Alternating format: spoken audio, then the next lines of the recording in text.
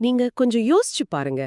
நீங்க பல வருஷமா ஒரு இடத்துல முழு நேரமா வேலை பார்க்கறீங்க. ஆனா மாசா மாசம் உங்களுக்கு சம்பளம்னு ரூபா கூட வராது. ம்.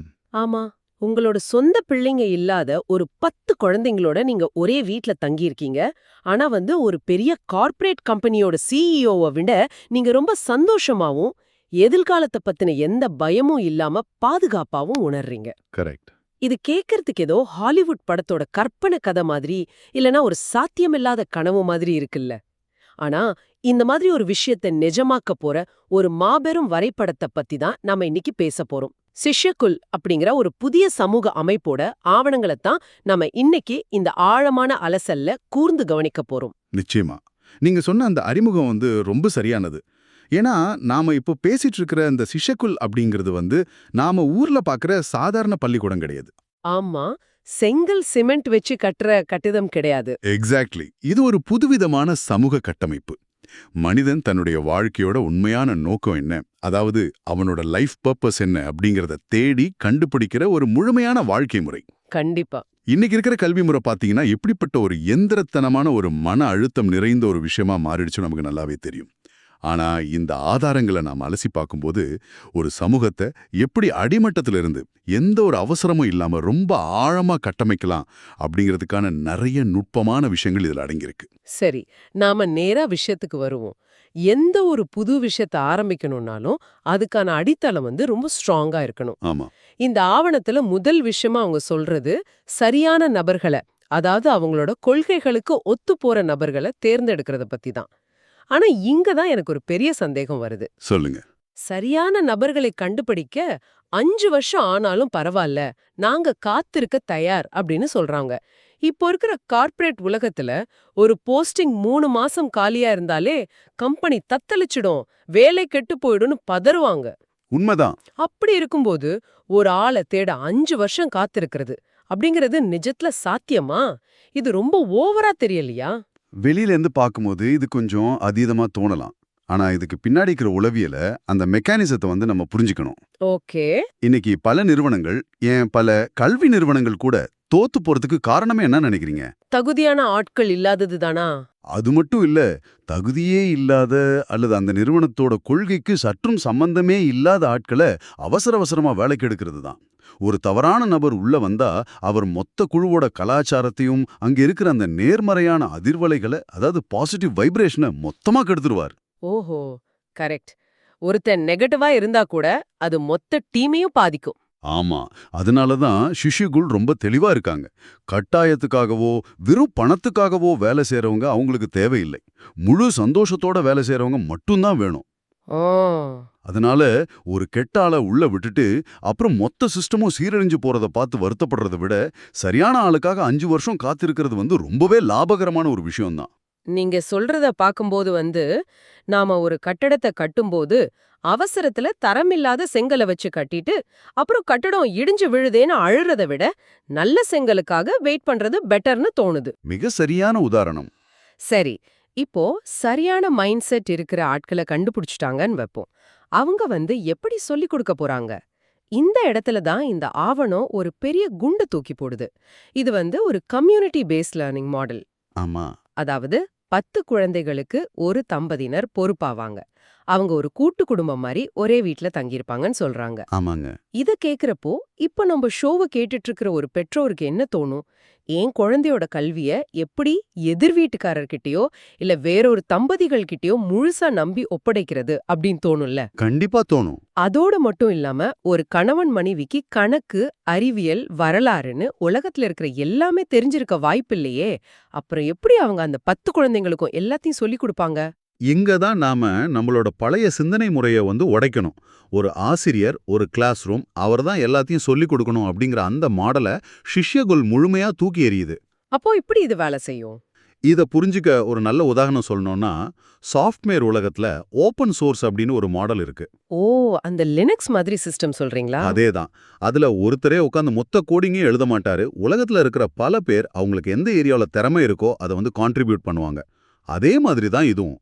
எப்படி? ஒரு வீட்ல 10 குழந்தைங்க ஒரு தம்பதி இருப்பாங்க. ஆனா அந்த மாதிரி 10 குடும்பங்கள், அதாவது 100 குழந்தைங்கள உள்ளடக்கி ஒரு தொகுதி அங்க இருக்கும். இப்போ ஒரு தம்பதிக்கு கணக்கு நல்லா வரலாம். இன்னொரு குடும்பத்துல இருக்கிறவங்களுக்கு அறிவியல் நல்லா வரலாம். ஆனா ஆமா. யாருக்கு எந்த திறமை இருக்கோ அவங்க அத மத்த எல்லா குழந்தைங்களுக்கும் சொல்லிக் கொடுப்பாங்க. இது ஒருத்தரோட சுமை இல்ல, ஒரு சமுதாயத்தோட கூட்டு முயற்சி. ஓஹோ! அப்போ இது ஒரு தனிப்பட்ட குடும்பம் இல்ல. ஒரு பெரிய சமூகமே சேர்ந்து குழந்தைங்கள வளர்க்கிற ஒரு முறை. எக்ஸாக்ட்லி. அதை விட முக்கியமான இன்னொரு விஷயம் என்னன்னா, இங்க குழந்தைங்க எப்ப கேள்வி கேட்டாலும் உடனே பதில் சொல்றதுக்கு யாராவது ஒருத்தர் எப்பவும் தயாரா இருப்பாங்க. இப்போ நம்ம வீடுகள் என்ன நடக்குதுன்னா, குழந்தை ஏதாவது வந்து கேட்டா, நாம மொபைல் ஃபோன பார்த்துட்டேன், அப்புறம் சொல்றேன் போ அப்படின்னு சொல்லுவோம். ஆமா. இல்லைன்னா லேப்டாப்ல மூழ்கி இருப்போம். ஆனா இந்த ஷிஷ்யகுல் மாடல்ல மொபைல் போனை பார்த்துட்டு குழந்தைங்கள புறக்கணிக்கிற விஷயமே கிடையாது. வாவ்! குழந்தை ஒரு சந்தேகத்தோட வரும்போது கையில இருக்கிற எந்த வேலையா இருந்தாலும் அதை அப்படியே போட்டுட்டு அந்த சந்தேகத்தை தீர்த்து வைக்கிறது தான் அவங்களோட முதல் வேலையா இருக்கும். இது வெறும் பாடத்திட்டத்தை மனப்பாடம் பண்ற ஸ்கூல் கிடையாது. இது குழந்தைங்க எப்படி வாழணும்னு கத்துக்கிற ஒரு பாதுகாப்பான இடம். கையில இருக்கிற வேலைய போட்டுட்டு குழந்தைக்கு பதில் சொல்றதுங்கிறது நிஜமாவே ஒரு மிகப்பெரிய அர்ப்பணிப்பு தான். ஆனா, இப்ப பாடத்திட்டம்னு நீங்க சொன்னதும் எனக்கு அடுத்த கேள்வி வருது. சொல்லுங்க. புக்க தாண்டி ஸ்கில்ஸ் டெவலப்மெண்ட், அதாவது நிஜ உலகத்துக்கு தேவையான திறன்களை எப்படி இவங்க கத்துக் கொடுப்பாங்க? ஆ, ஏன்னா இந்த ஆவணத்துல குழந்தையோட இயல்பான ஆர்வத்தை, அதாவது அந்த கியூரியாசிட்டிய எந்த காரணத்து கொண்டும் அழிக்க கூடாதுன்னு ரொம்ப ஸ்ட்ராங்கா சொல்றாங்க. அது பிராக்டிகலா எப்படி சாத்தியம்? சாப்பாட்டை நீங்க வாயில திணிச்சாலும் அது துப்பிடும். ஆமா, இல்லனா அழுதுட்டே சாப்பிடும். அது உடம்புலயும் ஒட்டாது. கரெக்ட். ஆனா நல்ல பசி வந்த பிறகு வெறும் பழைய சாதம் கொடுத்தா கூட விரும்பி சாப்பிடும். இதுதான் கற்றலுக்கும் அடிப்படை. அவங்க ஆவணத்துல ஒரு ஆழமான உதாரணம் கொடுத்திருக்காங்க. என்ன அது? ஒரு குழந்தைக்கு 1 முதல் 100 வரைக்கும் என்ன கத்துக் கொடுத்த பிறகு அவங்களா வலுக்கட்டாயமா 101, 102ன்னு சொல்லி கொடுக்கறதில்ல. ஆமா. அதுக்கப்புறம் என்ன பண்ணுவாங்க? அந்த குழந்தை எப்போ தானா 100க்கு அடுத்து என்ன வரும் அப்படின்னு கேக்குதோ அது வரைக்கும் பொறுமையா வெயிட் பண்றாங்க. அது ஒரு வாரம் ஆனாலும் சரி, ஒரு மாசம் ஆனாலும் சரி. ஒரு நிமிஷம். நான் குறுக்கிடுறேன்னு தப்பா நினைக்காதீங்க. ஒருவேளை அந்த குழந்தை 100க்கு மேல என்ன வரும்னு கேட்கவே இல்லைன்னா என்ன பண்றது? அது அப்படியே நின்னுடாதான்னு ஒரு நியாயமான பயம் வருமே. இது ஒரு நல்ல கேள்வி. ஆனா அதுதான் மனித மூளையோட அழகே. மனித மூளை இயல்பாகவே பேட்டர்ன்களை தேடக்கூடிய வகையில தான் வடிவமைக்கப்பட்டிருக்கு. ஒரு கட்டத்துல அந்த குழந்தைக்கு கண்டிப்பா ஒரு சந்தேகம் வரும். தானாவே வந்துருமா? கண்டிப்பா வரும். இது எப்படி தொடருதுன்னு தெரிஞ்சுக்கிற ஆர்வம் தானா பிறக்கும். அப்படி அதுவே கேட்கும்போது 101, 102ன்னு சொல்லி கொடுத்தா அடுத்த கொஞ்ச நேரத்திலேயே 199க்கு அடுத்து 200 வரும்னு அந்த குழந்தை தானாவே லாஜிக்கா புரிஞ்சுக்குமா. அட, ஏன்னா அந்த பசி, அந்த ஆர்வம் உள்ளிருந்து வருது, திணிக்கப்படல. இந்த முறையில ஒரு குழந்தை மனதளவுல தயாரான பிறகு 10ஆம் வகுப்பு வரையிலான எழுத, வாசிக்க மற்றும் அடிப்படை கணித திறன்களை வெறும் ஒரே வருஷத்துல கத்துக் கொடுத்துட முடியும்னு அவங்க உறுதியா நம்புறாங்க. இது ஒரு மாபெரும் விஷயம். அதாவது 10 வருஷம் ஸ்கூல்ல உட்கார்ந்து மனப்பாடம் பண்ணி கத்துக்கிற ஒரு விஷயத்த மூள தயாரான பிறகு ஒரே வருஷத்துல கத்துக்கலாம்னு சொல்றாங்க. ஆமா.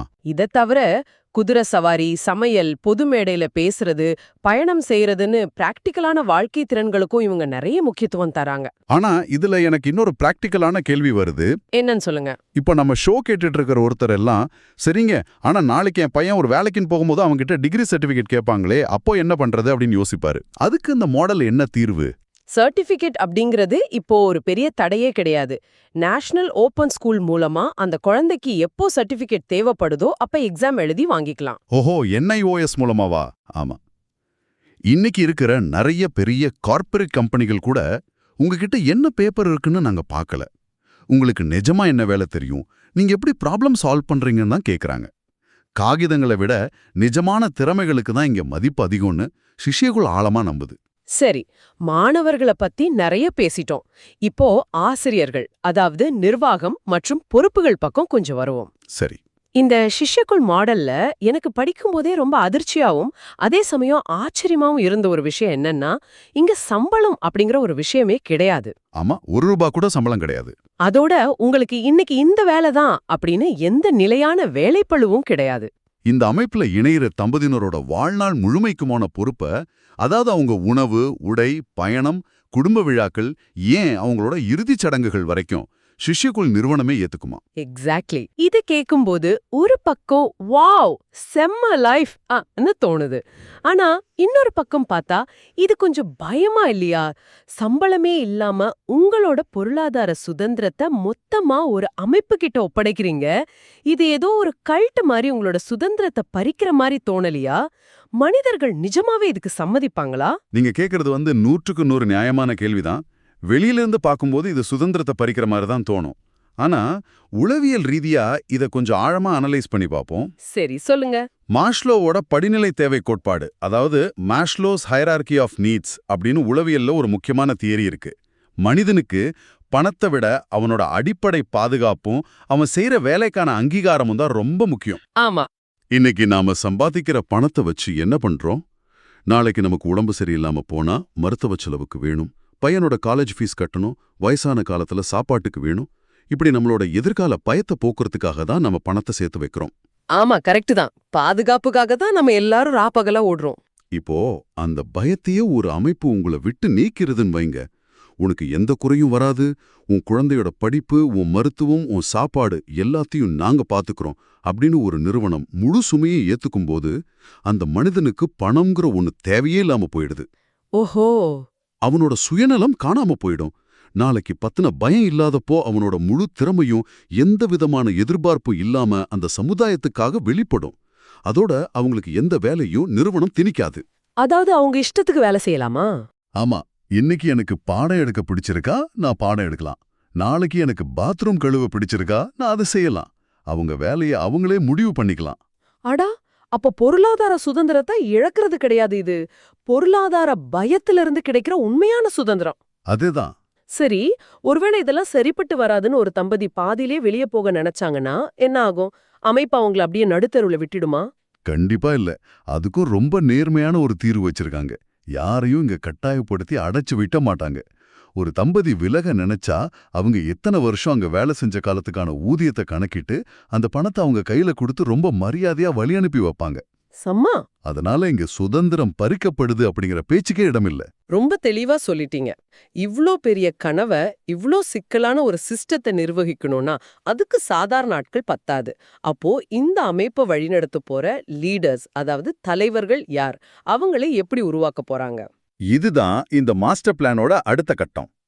முதற்கட்டமா 100% நம்பிக்கை வைக்கக்கூடிய ஒரு 200 பேரை கொண்ட கோர் டீமை உருவாக்குறதா இவங்களோட இலக்கு.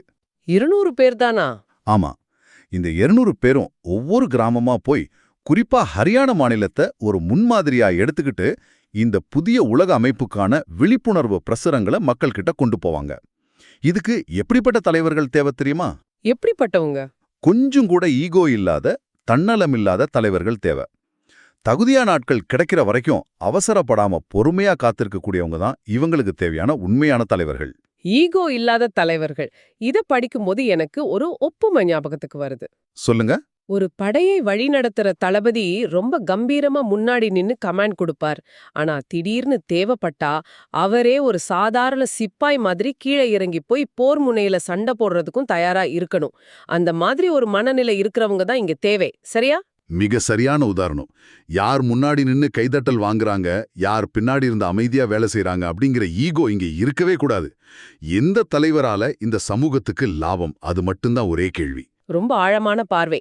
இதுல இன்னொரு ரொம்ப முக்கியமான, அதே சமயம் ரொம்ப கஷ்டமான ஒரு ரூல் இருக்கு. அது என்னன்னா, பொறுப்புல வர நினைக்கிறவங்களோட குடும்பமும், அதாவது அவங்களோட கணவன் அல்லது மனைவியும் இந்த எண்ண அலைகளோட முழுமையா ஒத்து போகணும். ஏன் அப்படி? ஒருத்தர் ரொம்ப திறமையான லீடரா இருக்கலாம், ஆனா அவரோட மனைவிக்கோ கணவனுக்கோ இதுல விருப்பம் இல்லைன்னா அவரை விட்டுடணுமா? ஆமா, விட்டுடணும். ஏன்னா இது வெறும் காலையில 9 மணிக்கு கிளம்பி போய் சாயந்தரம் 5 மணிக்கு திரும்புற வேலை கிடையாது. இது ஒரு முழுமையான வாழ்க்கை முறை. கரெக்ட். உங்க வீட்ல இருக்கிறவங்களே உங்களை சந்தேகப்படும் போதோ அல்லது இந்த சிஸ்டத்துக்கு முரணா நடக்கும் போதோ உங்களால எப்படி 10 குழந்தைகளை எந்த மன அழுத்தமும் இல்லாம பாத்துக்க முடியும்? ஒரு பிரிந்த குடும்பத்தால ஒரு முழுமையான சமுதாயத்தை உருவாக்க முடியாது. நிஜம்தான். அதனால குடும்பத்தோட ஆதரவு இல்லைன்னா இந்த சிஸ்டம்குள்ள நுழையவே முடியாது. பரஸ்பர நம்பிக்கையும் அதிகார பகிர்வும் தான் இந்த குழுவோட இதயம். கொஞ்சம் கடுமையான ரூல் தான், ஆனா அவங்க எதிர்பார்க்கிற அந்த தூய்மையான சமுதாயத்துக்கு இது கண்டிப்பா தேவைதான். சரி, இப்போ ஃபைனல் அண்ட் ரொம்ப முக்கியமான ஒரு விஷயத்துக்கு வருவோம். சொல்லுங்க. இந்த மாபெரும் பயணம் எந்த இலக்க நோக்கி போயிட்டு இருக்கு? இவங்களோட எதிர்கால தொலைநோக்கு என்ன? இவங்களோட டைம்லைன் ரொம்ப பிரம்மாண்டமானது. 2025 அல்லது 2026க்குள்ள இந்த சிஷ்யகுல் அமைப்ப முழுமையா தொடங்கிறது தான் இவங்களோட இலக்கு. ஓ, இன்னும் கொஞ்சம் வருஷத்துலயா? ஆமா, ஒரு கிராமத்துக்கு 2 குழந்தைங்க வீதம் மொத்தம் 14,000 குழந்தைங்களை தேர்ந்தெடுத்து இந்த அமைப்புல வளர்த்தெடுக்க திட்டமிட்டிருக்காங்க. ஆனா இந்த 14,000 குழந்தைங்களையும் அந்த வழிகாட்டிகளையும் ஒன்னா வச்சு பராமரிக்க குறைஞ்சது 1000 முதல் 2000 ஏக்கர் நிலம் தேவைப்படும். ஒரு நிமிஷம் நிப்பாட்டுங்க. 2000 ஏக்கர் நிலமா? இன்னைக்கு இருக்கிற ரியல் எஸ்டேட் விலையில அரை ஏக்கர் வாங்குறதே குதிரை கொம்பா இருக்கு. இதுக்கு ஆயிரக்கணக்கான கோடிகள் தேவைப்படுமே. யாராவது பெரிய பிசினஸ் மேக்னெட் கிட்ட ஃபண்டு கேட்க போறாங்களா, இல்ல கிரவுட் ஃபண்டிங் பண்ண போறாங்களா? இங்க தான் ஒரு பெரிய ட்விஸ்ட் இருக்கு. இவங்க யாரிடமும் நேரடியா போய் பணம் கொடுங்க, நிலம் கொடுங்கன்னு கேட்க போறதே இல்லைன்னு ரொம்ப தெளிவா ஆவணத்துல சொல்லியிருக்காங்க. கேட்காம எப்படி 2000 ஏக்கர் நிலம் வானத்துல இருந்தா குதிக்கும்? இது எப்படி சாத்தியம்? அதுக்கு அவங்க சொல்ற வரலாற்று உதாரணம் ஒண்ணு இருக்கு. வினோபா பாவே அவர்களோட பூமி தான இயக்கம். அவரு எந்த நிலச்சுவாந்தார்கிட்டயும் போய் சண்டை போடல, மிரட்டல. அவர் ஒரு தனி மனுஷனா தன்னோட நேர்மையான நோக்கத்தை மக்கள் முன்னாடி வச்சார். ஆமா, அந்த வரலாறு நான் படிச்சிருக்கேன். அவரோட தூய்மையான அர்ப்பணிப்பை பார்த்துட்டு மக்களே தானா முன் வந்து லட்சக்கணக்கான ஏக்கர் நிலத்தை தானமா கொடுத்தாங்க. சிஷ்யகுல அமைப்போட நம்பிக்கையும் அதுதான். இந்த 200 பேர் கொண்ட குழு எந்த ஒரு சுயநலமும் இல்லாம சமுதாயத்துக்காக உழைக்கிறத பார்க்கும்போது இந்த சமூகமே தானா முன் வந்து அவங்களுக்கு தேவையான நிலத்தையும் நிதியையும் கொடுக்கும் அப்படின்னு அவங்க நம்புறாங்க. வாவ்! உண்மையான தொண்டுக்கு மக்கள் எப்பவும் ஆதரவு தருவாங்கங்கிறது தான் இதோட மெக்கானிசம். இது கேக்குறதுக்கு ரொம்ப நல்லா இருக்கு. ஆனா பிராக்டிக்கலா யோசிச்சு பாருங்க. ஒருவேளை அவங்க நினைக்கிற மாதிரி 2026க்குள்ள நிலம் கிடைக்கல, இல்ல பணம் வரல, இல்ல இந்த 200 பேரை உருவாக்க முடியல, இலக்க அடைய முடியலன்னா என்ன ஆகுறது? பிளான மாத்துவாங்களா? இல்ல, பிளான மாத்த மாட்டாங்க. ஏன்னா அவங்க எந்த விதமான பதற்றத்திலயும் இல்ல. ஆதாரத்துல ரொம்ப தெளிவா சொல்லியிருக்காங்க. சரியான சூழல் அமையலையா நாங்க அமைதியா காத்திருப்போம், இதை தொடங்க போறதில்ல அப்படின்னு. ஓஹோ! இதுக்காக போய் தரம் குறைந்த ஆட்களையோ இல்ல தவறான வழியில பணத்தையோ நாங்க வாங்க மாட்டோம். நாங்க முழு முயற்சியா உழைக்கிறோம், இயற்கை எங்களுக்கு வழிகாட்டும் அப்படிங்கிற அந்த அசைக்க முடியாத நம்பிக்கை தான் அவங்களோட மிகப்பெரிய பலமே. இது ஒரு அவசரத்துல ஆரம்பிக்கிற கம்பெனி இல்ல, இது ஒரு தலைமுறைக்கான விதை. சூப்பர். சரியான சூழல் அமையற வரைக்கும் நாங்க காத்துக்கிட்டு இருப்போம் அப்படிங்கிற அந்த பொறுமை தான் சிஷ்யகுல அமைப்போட மொத்த சாராம்சமாவும் எனக்கு தெரியுது. நிச்சயமா. இன்னைக்கு நம்ம உரையாடல்ல சிஷ்யகுல் அப்படிங்கிற ஒரு அமைப்பு எப்படி வெறும் கல்வியை மட்டும் சொல்லிக் கொடுக்காம ஒரு புதிய சமூகத்தையே கட்டமைக்க போகுது அப்படிங்கறத ரொம்ப விரிவா அனலைஸ் பண்ணியிருக்கோம். தகுதியான மனிதர்களுக்காக காத்திருக்கிறது ஒரு சமூகமா, இணைந்து கத்துக்கிறது, குழந்தைங்களோட இயல்பான ஆர்வத்தை மதிக்கிறது, சம்பளம் இல்லாம முழுமையா அர்ப்பணிக்கிறதுன்னு இது எல்லாமே ஒரு பெரிய ஆச்சரியம்தான். ஆமாங்க. இது வெறும் ஒரு ஸ்கூலுக்கான ப்ராஜெக்ட் இல்ல, இது நம்ம மனித குலத்தோட எதிர்காலத்துக்கான ஒரு ப்ராஜெக்ட். இதுல இருக்கிற சவால்கள் ரொம்ப பெருசுதான். ஆனா அதை விட பெருசு இவங்களோட நம்பிக்கையும், இந்த உலகத்தை இன்னும் சிறந்த இடமா மாத்தணுங்கிற அந்த நேர்மையும். கண்டிப்பா. மனிதர்களோட உளவியலை சரியா புரிஞ்சுக்கிட்டு அவங்களுக்கான பாதுகாப்பை உறுதி செஞ்சா அற்புதமான விஷயங்களை சாதிக்க முடியுங்கிறதுக்கு இந்த வரைபடம் ஒரு சிறந்த எடுத்துக்காட்டு. 100க்கு 100 உண்மை. சரி, இந்த செஷனை முடிக்கிறப்போ இந்த ஆவணத்துல என்னை ரொம்ப பாதிச்ச ஒரு ஆழமான விஷயத்த நம்ம கேட்பாளர்கள் முன்னாடி வைக்கலாம்னு நினைக்கிறேன். தாராளமா சொல்லுங்க. அதுல ஒரு குறிப்பு வருது.